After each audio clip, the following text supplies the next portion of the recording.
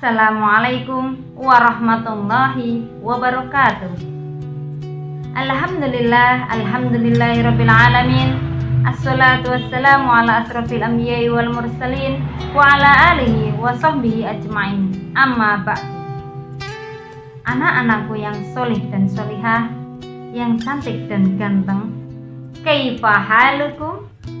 Asallah ayyahfaduna jami'an. Semoga Allah menjaga kita semua. Amin. Bulan Ramadan kali ini sangat berbeda dengan bulan-bulan Ramadan sebelumnya. Mungkin di antara kalian ada yang kangen buka bersama dengan teman-teman, kangen berangkat tarawih bersama, atau kangen dengan keluarga yang jauh, dengan keluarga tersayang, dengan orang-orang terdekat. Tapi bersabarlah, jagalah kesehatan, dan terus berdoa semoga wabah ini segera berlalu. Pada kesempatan kali ini di pesantren Ramadan hari ini, Bifka akan membahas tentang nuzulul Quran. Mungkin kalimat ini sudah nggak asing lagi bagi kalian. Jadi nuzulul Quran, nuzul itu berasal dari kata nazala yang artinya turun. Dan Al-Quran adalah kitab suci umat Islam, sehingga nuzulul Quran adalah peristiwa turunnya Al-Quran. Surat Al-Alaq ayat 1 sampai dengan ayat 5 adalah wahyu pertama yang turun kepada Nabi Muhammad, yang berbunyi A'udzu billahi minasyaitonir rajim. Bismillahirrahmanirrahim. Iqra bismi rabbikal ladzi khalaq. Khalaqal insana min 'alaq. Iqra wa rabbukal akram. Alladzi 'allama bil qalam. 'Allamal insana ma lam ya'lam. Yang artinya, Iqra, bacalah, bismi rabbika, dengan nama Tuhanmu, khalaq, alladzi khalaq, yang menciptakan, khalaqal insana, yang menciptakan manusia, min alaq, dari segumpal darah. Iqra, bacalah, wa rabbukal akram, dan Tuhanmu yang maha mulia, alladzi 'allama bil qalam, yang mengajarkan dengan perantara kalam, 'allamal insana, yang mengajarkan manusia, ma lam ya'lam, yang tidak diketahuinya.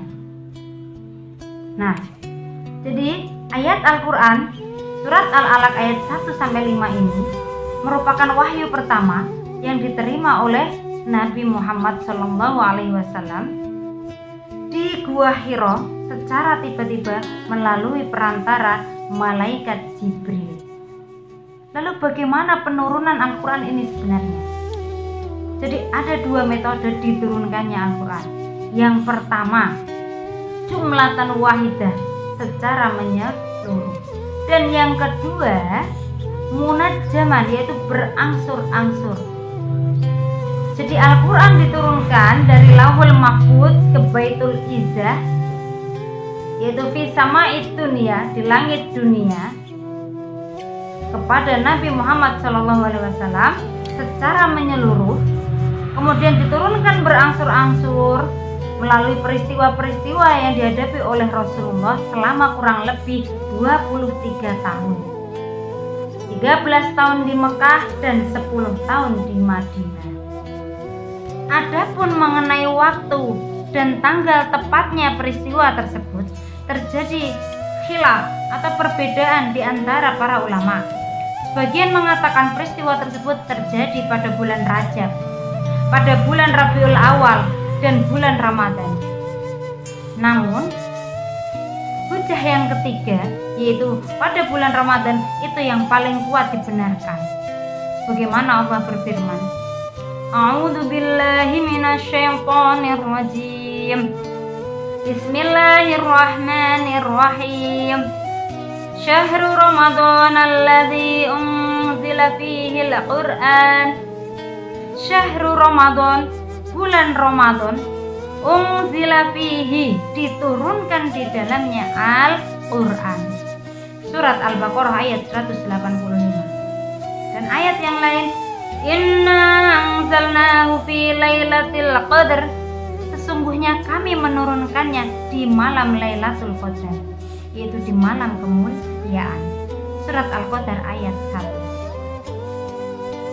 Dan ayat yang lain, inna anzalnahu fi lailatin mubarakah, dan sesungguhnya kami menurunkannya di malam yang diberkahi.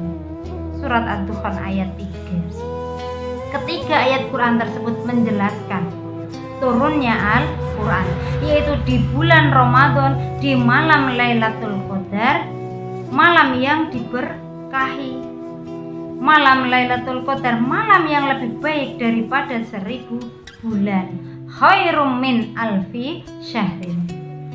Nah, malam Lailatul Qadar ini la ya'lamuhu illallah. La ya'lamuhu, tidak ada yang mengetahuinya illallah, kecuali Allah. Sehingga jumhurul ulama berpendapat bahwa malam Lailatul Qadar terjadi fi awakhir Ramadan, di akhir bulan Ramadan, yaitu di malam-malam ganjil. Nah, lepas dari peristiwa nuzulul Quran tadi, ada satu poin penting yang harus kita garis bawahi. Apa itu? Yaitu keberadaan Al-Quran di dalam diri kita masing-masing. Sudahkah kita menjaga Al-Quran? Sudahkah kita menjadikan Al-Quran sebagai pedoman dalam hidup kita? Pada hari ini juga, pada kesempatan hari ini dan bulan yang mulia ini, mari kita bersama-sama dimulai dari diri kita masing-masing untuk menjadikan Al-Quran sebagai pedoman dalam setiap perkataan dan perbuatan kita. Bagaimana caranya? Melalui 4 T. T yang pertama adalah tilawah, yaitu membacanya. Membaca dengan keadaan suci, sudah berwudu, dengan sangat hati-hati, dengan benar, dan lebih baik lagi dengan suara yang indah dan merdu. Rasulullah SAW bersabda, man qara'a harfan min kitabillahi falahu bihi hasanah wal hasanatu bi asyrin amthaliha, la aqulu alif lamin harfun walakin alifun harfun walamun harfun wa mimun harfun, yang artinya man qara'a, barang siapa yang membaca harfan, satu huruf saja, min kitabillah, dari kitabnya Allah yaitu Al-Quran, falahu bihi hasanatun, maka baginya pahala 1 kebaikan, wal hasanatu bi asyri amthaliha, dan 1 kebaikan dilipat gandakan 10 kali lipat. La aqulu, saya tidak mengatakan alif lam mim harfun, alif lam mim itu 1 huruf, walakin tetapi alifun harfun, alif itu 1 huruf, walamun harfun, dan lam itu 1 huruf, wa mimun harfun, dan mim 1 huruf. Hadis riwayat Tirmizi. Nah, coba kita bayangkan, 1 huruf saja memiliki pahala 1 kebaikan. Bagaimana jika setiap hari kita dapat membacanya 1 juz, atau paling sedikit 1 layar, 1 lembar? Subhanallah sekali kebaikan yang kita miliki dari setiap hurufnya. Lalu T yang kedua adalah tahfidz, yaitu menghafalkannya. Apabila kalian tidak bisa menghafalkan 30 juz, cobalah menghafalkan beberapa juz. Belum bisa beberapa juz, hafalkan 1 juz. Belum bisa 1 juz, hafalkan beberapa ayat. Jadi tahfidz selain menghafalkan Al-Quran, juga harus menjaga Al-Quran.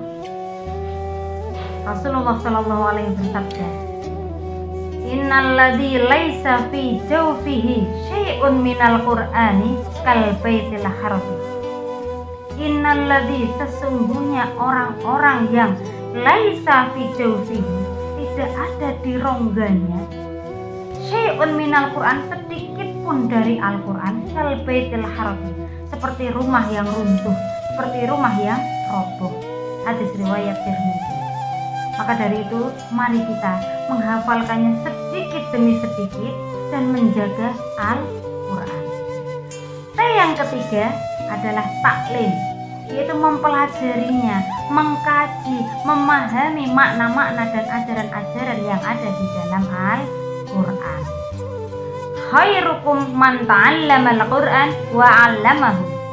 Khairukum, sebaik-baik di antara kalian, man ta'allama, siapa yang mempelajari Al-Quran wa 'allamahu, dan mengajarkannya.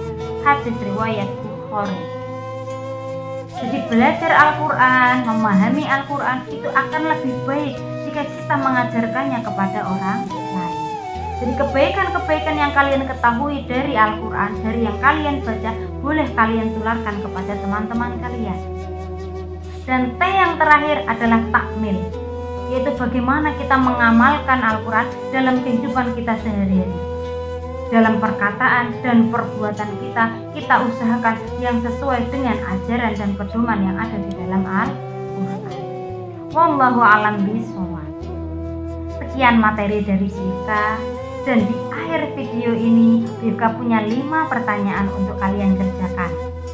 Jangan lupa cantumkan referensinya. Yang pertama, kapan wahyu Al-Quran diturunkan? Tanggal tepatnya. Yang kedua, tuliskan satu ayat Al-Quran dan satu hadis tentang nuzulul Quran. Yang ketiga, apa hikmah dari nuzulul Quran? Yang keempat, bagaimana hukum merayakan nuzulul Quran? Dan yang kelima adalah apa yang kalian kerjakan, apa yang kalian lakukan di malam nuzulul Quran dan malam Lailatul Qadar. Sekian dari Bifka, kurang lebihnya Bifka minta maaf. Tetap di rumah, jaga kesehatan dan jaga ibadahnya. Syukron ala husni ihtimamikum. Ilal liqa. Wassalamualaikum warahmatullahi wabarakatuh.